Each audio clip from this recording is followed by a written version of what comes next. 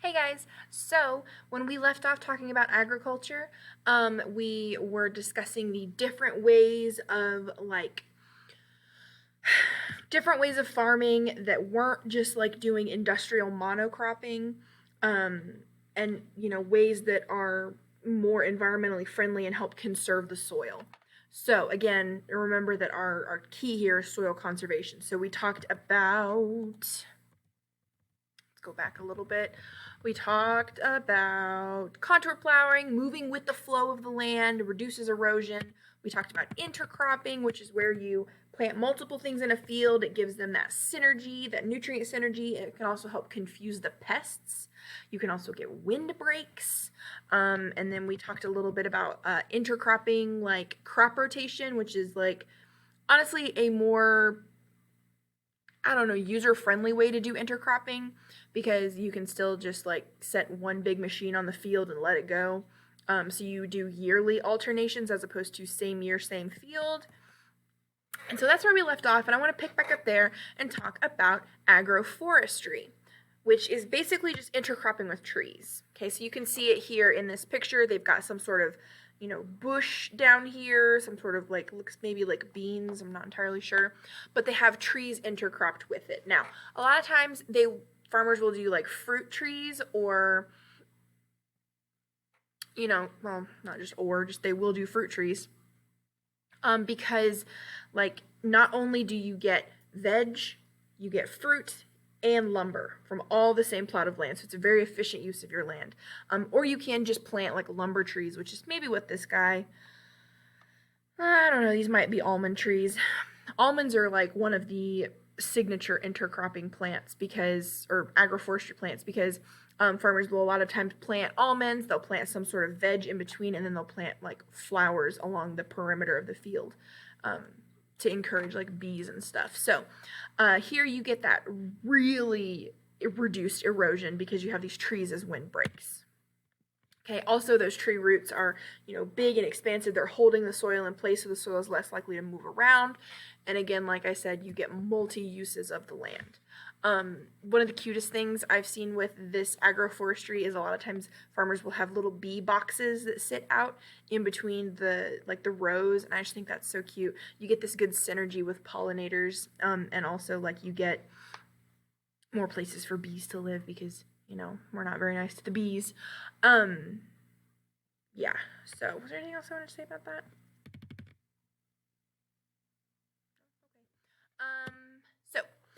Moving into our next strategy, we can do no-till agriculture, which is what you can see in this picture here. So before we get into that, though, we need to know what tilling is. So most of the crops that we grow, like most of our cash crops, are perennials, or are annuals, excuse me, which means that you have to plant them in the spring, they live through the summer, you harvest them, and then they die before the winter.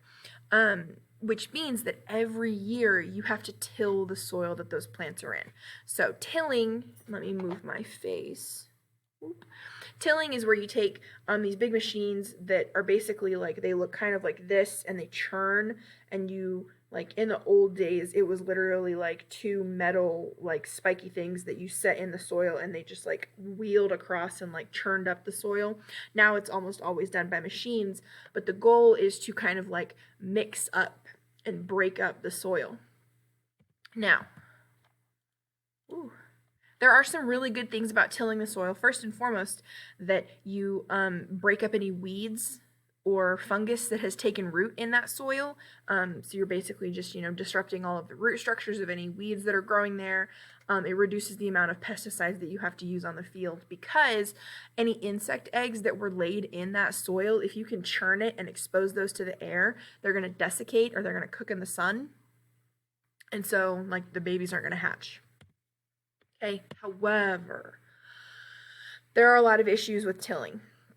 So first of all, if you churn up all that soil and destabilize all those root structures, you're going to get erosion. Okay, wind and rain are going to be able to take the soil away. Also, just like you desiccate these insect eggs, you're also going to desiccate the soil. So all of that, fertile, loamy soil that you have pulled up is now going to dry out, and you're going to have to rehabilitate it to get it to turn back into soil. So you're going to have to use a lot of water to undo the evaporation that your tilling caused. Also, a lot of those nutrients that are lower in the soil that have kind of settled down don't really like to be around oxygen. If you, aerate that soil and fluff it up, you're going to get oxidation of a lot of things, specifically carbon. So it's going to oxidize and become carbon dioxide again, which causes increases climate change.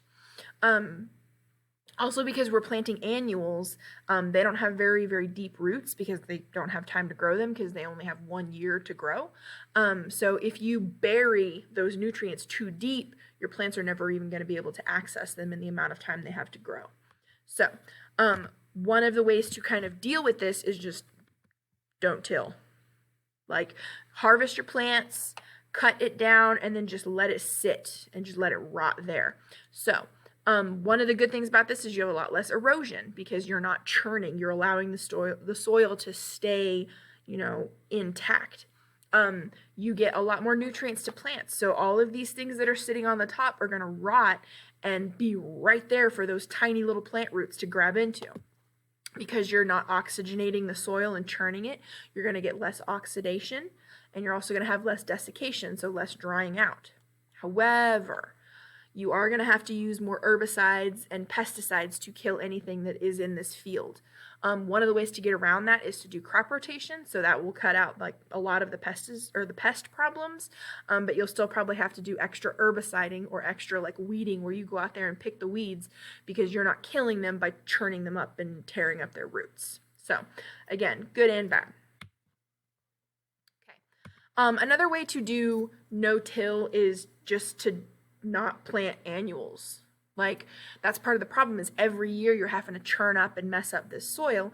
If you just plant perennials instead, that's not so much of an issue. So perennials are plants that live for more than 1 year. So you plant them in the spring, they grow, then they go to sleep in the winter, and they come back and wake up in the spring, and they continue to grow and do things and have babies and whatever. The only issue with that, though, is that a lot of our perennial plants are not everyday foods. So like asparagus, that's only a sometimes food. Potatoes and carrots, those are sometimes foods.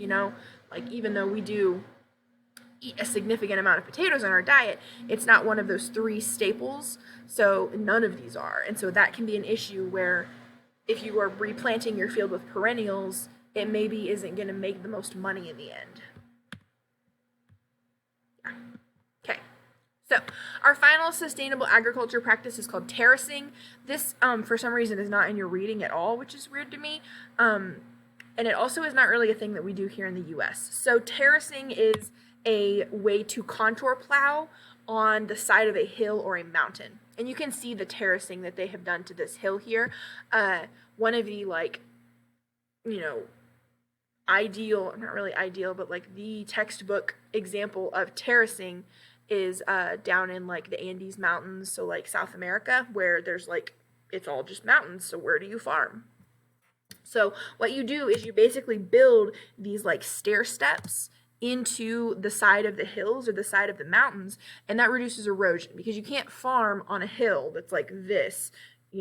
Anytime you churn that soil, it's just going to fall to the bottom of the hill. So what they have done is they make little stair steps that collect these soil, even if it erodes from up here, you have just fertilized everything below it. So it reduces erosion by shortening that slope and by, giving it a flat area to collect in. Okay, so those are your irrigation, reading the screen, those are your crop agricultural methods that, reduce soil exhaustion and focus on soil conservation. I'll come back and we will talk about irrigation methods here in a little bit. So hit me up if you got any questions about that, and I will see you guys later. Bye!